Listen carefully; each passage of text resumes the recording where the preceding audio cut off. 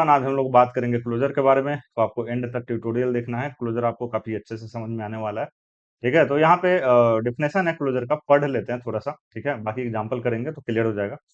देखिए, यहाँ पे लिखा हुआ है कि क्लोजर एक फंक्शन होता है एंड वो अपना लेक्सिकल स्कोप याद रखता है। ठीक है, यहाँ तक कि उस फंक्शन को उसके स्कोप के बाहर कॉल किया जाए या रन किया जाए, एग्जीक्यूट किया जाए।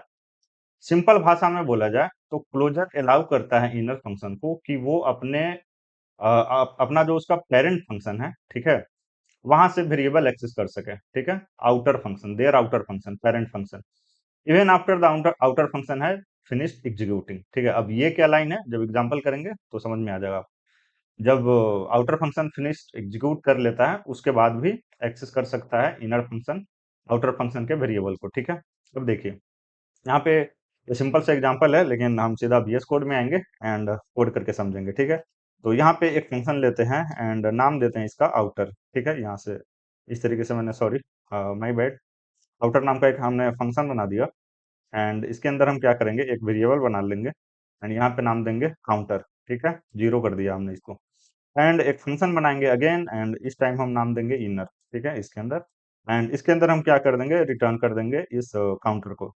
तो यहाँ पे हम कर देते हैं काउंटर प्लस प्लस। ठीक है, plus plus, sorry, plus plus. अब आउटर के अंदर क्या करेंगे कि इनर फंक्शन को रिटर्न कर देंगे, रिटर्न इनर। ठीक है, यहाँ पे अब यहाँ पे क्या करेंगे, एक वेरिएबल बनाएंगे। क्यों बनाएंगे, क्योंकि आउटर फंक्शन हमें कुछ दे रहा है। ठीक है, तो हमें कहीं ना कहीं लेना पड़ेगा किसी चीज में, तो वेरिएबल में लेंगे। आउटर फंक्शन कुछ रिटर्न कर रहा है तो एक वेरिएबल बना के उसमें ले लेंगे। ठीक है, तो यहाँ पे हम वेरिएबल बनाएंगे एंड उस वेरिएबल का नाम दे देंगे हम यहाँ पे इंक्रीमेंट। ठीक है, एंड यहाँ पे हम लिख देंगे आउटर एंड इसको कॉल कर देंगे। तो देखिए यहाँ पे समझने वाली बात यह है कि आउटर फंक्शन क्या रिटर्न कर रहा है।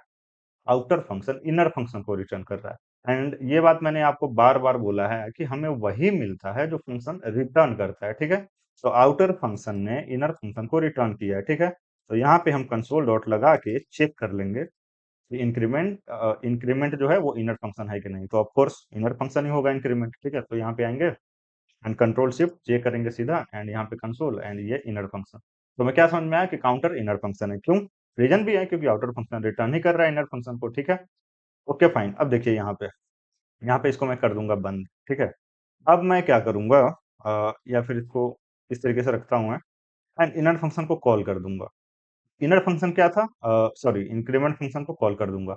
अब इंक्रीमेंट क्या है, इनर फंक्शन है। ठीक है, इनर फंक्शन क्या कर रहा है, काउंटर प्लस प्लस। ठीक है, तो यहाँ पे हमें क्या मिलेगा, रिजल्ट 0। 0 क्यों मिलेगा, क्योंकि देखिए यहाँ पे हमने लिखा है रिटर्न काउंटर प्लस प्लस। पहले ये नंबर रिटर्न कर देगा एंड प्लस प्लस बाद में होगा क्योंकि ये पोस्ट इंक्रीमेंट है। ठीक है, सेव कर दिया हमने। यहाँ पे अगर हम आएंगे तो देखिए हमें मिल गया 0। अब देखिए यहाँ पे हम क्या कर सकते हैं, अब ये जो इनर फंक्शन है, जो जिसको हमने इंक्रीमेंट में रखा है, इसको इंक्रीमेंट को अगर हम दोबारा भी कॉल करें तो वेरिएबल उसी स्टेट में होगा। यहाँ पे क्या था, 0 था, अब यहाँ पे क्या हो जाएगा, 1। ठीक है, क्योंकि 0 था तो 1 हो गया होगा, प्लस रिटर्न करने के बाद 1 हो गया होगा, फिर अगेन ये 1 रिटर्न कर देगा, फिर उसके बाद 0 होगा, तो पहले तो मतलब 2 होगा, ये 1 रिटर्न कर देगा, उसके बाद प्लस प्लस है तो 2 होगा। तो हमें क्या, हमें तो यहाँ 1 ही मिलेगा, तो यहाँ पे अगर हम आएंगे तो यहाँ पे हमें 1 मिला। ठीक है, तो देखिए डिफिनेशन में हमने क्या पढ़ा था, अब एक एक लाइन मैच करेंगे जैसे डिफिनेशन में लिखा हुआ है। एक क्लोजर इज ए फंक्शन। ठीक है, अब यहाँ पे क्लोजर कौन है, ये इनर फंक्शन जो है ये है क्लोजर। ठीक है, that remembers it's lexical scope. देखिए ये क्लोजर है एंड ये क्या कर रहा है, अपना लेक्सिकल स्कोप याद रख रहा है एंड इस फंक्शन के अंदर ये काउंटर वेरिएबल हम यूज कर रहे हैं एंड इसका लेक्सिकल स्कोप क्या होगा, ये क्यों, क्योंकि यहाँ पे ये वेरिएबल क्रिएट हुआ है। ठीक है, तो ये इनर फंक्शन है एंड अपना लेक्सिकल स्कोप स्कोप याद रख रहा है। ठीक है, even when the function is executed outside that scope. ठीक है, अब देखिए ये जो फंक्शन है इसका स्कोप यहाँ है। ठीक है, लेकिन हम एग्जीक्यूट कहाँ कर रहे हैं, स्कोप के बाहर। ठीक है, तो सारा एक एक चीज मैच कर रहा है, समझ में आ रहा होगा। अब सिंपल शब्दों में बोला जाए, क्लोजर अलाउ इनर फंक्शन, ठीक है, to access variable from their outer function. देखिए क्लोजर अलाउ क्या करता है, इनर फंक्शन को, ये इनर फंक्शन है, क्या अलाउ करता है कि वेरिएबल यूज कर सके अपने आउटर फंक्शन से। तो ये आउटर फंक्शन है एंड उसका वेरिएबल है एंड ये यूज कर रहा है। ठीक है, अब ये वाला लाइन पढ़िए, even after the outer function has finished executing. अब देखिए यहाँ पे आउटर फंक्शन जो है अपना एग्जीक्यूशन फिनिश कर लिया है। देखिए ये जो आउटर फंक्शन है यहाँ पे ये अपना एग्जीक्यूशन फिनिश कर लिया है, लेकिन फिर भी जो ये इंक्रीमेंट है जो इनर फंक्शन है, ये एक्सेस रखेगा आउटर फंक्शन का, एंड जब जब आप इसे कॉल करोगे तो ये उसी स्टेट में होगा जिस स्टेट में यहाँ पे ये वेरिएबल था, एंड कोड के अकॉर्डिंग, ठीक है। तो फर्स्ट टाइम हमने कॉल किया तो ये 0 देगा, एंड सेकंड टाइम में 1। लेकिन देखिए ये प्लस प्लस यहाँ है, अगर हम यहाँ पे लगा दे प्लस प्लस तो ये प्री इंक्रीमेंट हो गया। अब पहले प्लस प्लस 1 हो जाएगा, उसके बाद रिटर्न करेगा। तो यहाँ पे 0 था तो प्लस प्लस होके 1 हो जाएगा। तो यहाँ पे इंक्रीमेंट को कॉल करेंगे तो 1, एंड दोबारा कॉल करेंगे तो अगेन प्लस प्लस होगा तो 2। तो यहाँ पे अगर हम आए एंड देखें कंसोल में तो 1 एंड 2। होप आपको ये चीजें समझ में आई होंगी। क्लोजर प्राइवेट वेरिएबल बनाने में भी काम आता है, क्योंकि देखिए अब ये जो वेरिएबल है, ठीक है, इसको हम डायरेक्टली इस के बाहर यूज नहीं कर सकते हैं, ठीक है। अगर हम डायरेक्ट इस तरीके से यूज करना चाहें, console dot log counter, console dot log and यहाँ पे लिखे हम काउंटर, ठीक है, तो हमें क्या मिलेगा, एरर मिलेगा। देखिए यहाँ पे तुरंत हमें मिलेगा error, counter is not defined, ठीक है। तो इसको मैं हटा देता हूँ, ठीक है। एक बार आते हैं वेबसाइट पे एंड यहाँ पे आते हैं। यहाँ पे कुछ लाइन लिखा गया है, ये प्रोसेस, ये आपको इजीली समझ में आएगा, लेकिन यहाँ पे मैं पढ़ के यहाँ पे बता देता हूँ, क्योंकि ये वाला लाइन प्राइवेट वेरिएबल के लिए है। Since counter is not exposed outside of the closure, ठीक है, काउंटर को एक्सपोज नहीं किया जा रहा है क्लोजर के बाहर, it remains effectively private and can not be accessed और modified directly from the global scope. तो होप आपको समझ में आ रहा होगा। तो क्लोजर प्राइवेट वेरिएबल बनाने में काम आता है, ठीक है। तो ये हो गया एक एग्जाम्पल, ठीक है। अब देखिए आप दूसरा एग्जाम्पल, ठीक है। तो यहाँ पे जो ये जो इंक्रीमेंट है, इसको आप जितना बार कॉल कीजिएगा ये काम करेगा, ठीक है, एंड वेरिएबल उसी स्टेट में रहेगा, ठीक है। Okay fine. यहाँ पे देखिए एक और एग्जांपल ले लेते हैं, या फिर टाइम बचाते हैं, ठीक है। एग्जांपल ऑलरेडी मैंने डाला है, मेरा काम है बस आपको अच्छे तरीके से समझा देना, ठीक है। तो यहाँ पे आएंगे एंड यहाँ से मैं इसको हटा लूंगा, ठीक है, ताकि आपका ध्यान इधर ना जाए और आप अच्छे से समझें, ठीक है। इसको मैं हटा देता हूँ यहाँ पे। अब देखिए एक हमने फंक्शन बनाया, तो आउटर नाम का एक फंक्शन बनाया, एक मिडिल नाम का फंक्शन बनाया, एक इनर मोस्ट नाम का फंक्शन बनाया। अब देखिए मिडिल के अंदर हम इनर को रिटर्न कर रहे हैं, एंड आउटर के अंदर हम मिडिल को रिटर्न कर रहे हैं, ठीक है। अब देखिए आउटर को हमने कॉल किया तो अगेन हमें वही मिलेगा जो फंक्शन रिटर्न कर रहा है। आउटर फंक्शन मिडिल फंक्शन को रिटर्न कर रहा है इसको। तो अगर हम मिडिल को कंसोल करें यहाँ पे कंसोल डॉट लॉग एंड यहाँ पे हम लिखे मिडिल फंक्शन, ये वेरिएबल जो है, तो हमें क्या मिलेगा, हमें पूरा का पूरा ये मिडिल फंक्शन मिल जाएगा, ठीक है। तो यहाँ पे सेव कर लिया हमने एंड यहाँ पे आएंगे तो हमें पूरा का पूरा ये मिडिल फंक्शन मिल जाएगा, जिसके अंदर इनर फंक्शन का भी कोड है, ठीक है। तो होप ये आपको समझ में आया होगा। अब इसको मैं कर देता हूँ कमेंट, ठीक है। अब देखिए आउटर को कॉल किया तो वो मिडिल फंक्शन को रिटर्न कर रहा है, तो ये मिल गया। मिडिल को कॉल करेंगे तो वो इनर फंक्शन को रिटर्न कर रहा है, तो ये इनर फंक्शन हो जाएगा, ठीक है। अगेन आप यहाँ पे कंसोल करके देख लीजिए, ठीक है। कंसोल एंड यहाँ पे हम लिखेंगे इनर फंक्शन, एंड यहाँ पे हम आएंगे तो ये देखिए इनर फंक्शन, ठीक है, अपने कोड के साथ, इनर फंक्शन अपने कोड के साथ। अब देखिए इसको मैं हटा देता हूँ यहाँ से, ठीक है। अब देखिए आउटर को कॉल किए मिडिल मिला, मिडिल को कॉल किए इनर मिला। अब इनर को कॉल करेंगे तो उसके अंदर जो कोड लिखा है वो रन होगा, राइट। तो यहाँ पे क्या लिखा है, console dot log first plus second plus third. First third क्या है, इसके अपने स्कोप में है, एंड सेकंड क्या है, इसके पेरेंट, एंड फर्स्ट क्या है, ग्रैंड पेरेंट, ठीक है। तो ये देखिए यहाँ पे इनर मोस्ट जो है वो क्लोजर क्रिएट करेगा, क्या है? क्यों? क्योंकि ये लेक्सिकल स्कोप याद रखेगा, ठीक है। फाइन। मिडिल भी क्या करेगा, अगर हम यहाँ पे कंसोल लगा दें, ठीक है, यहाँ पे कंसोल लगा दें एंड थर्ड को हटा दें, ठीक है।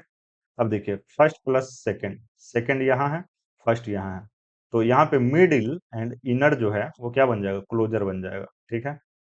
Middle and middle and inner most, sorry middle and inner most क्या बन जाएगा, क्लोजर, क्लोजर बन जाएगा, ठीक है। क्यों? क्योंकि ये अपना लेक्सिकल स्कोप याद रख रहा है, ठीक है।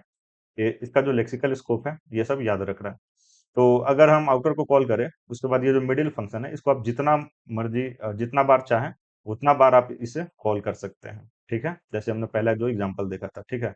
अगेन अब अगर आप इनर फंक्शन को जितना बार चाहें कॉल करना कॉल कर सकते हैं, ठीक है। यहाँ पे मैं दिखा देता हूँ आपको। यहाँ पे मैं मिडिल फंक्शन को तीन चार बार कॉल कर देता हूँ, ठीक है। तो यहाँ पे कॉल कर दिया इस तरीके से, ठीक है। अब यहाँ पे मैं इनर फंक्शन को कॉल, सॉरी, यहाँ पे मैं इनर फंक्शन को कॉल कर देता हूँ, इस तरीके से। तो जितना बार कॉल किए उतना बार आउटपुट हमें दिखाई देगा। ये देखिए, हमने मिडिल फंक्शन को 4 बार कॉल किया, तो 4 बार, इनर फंक्शन को 3 बार, तो 3 बार, ठीक है? क्योंकि स्ट्रिंग है और ये कॉन्कैटिनेट कर रहा है, ठीक है? देखिए, मिडिल फंक्शन को 3 बार यहाँ एंड 1 बार ये यहाँ कॉल हुआ है, ठीक है? तो होप ये आपको समझ में आया होगा एग्जाम्पल, ठीक है? तो इसको कर देते हैं कमेंट, ठीक है? एक लास्ट एग्जाम्पल है, उसको समझ लेते हैं यहाँ पे। तो यहाँ पे आते हैं एंड यहाँ पे आएंगे एंड ये जो एग्जाम्पल है इसको सीधा उठा लेंगे हम लोग यहाँ पे, ठीक है? तो काफी इजी एग्जाम्पल है, समझ में आएगा आपको।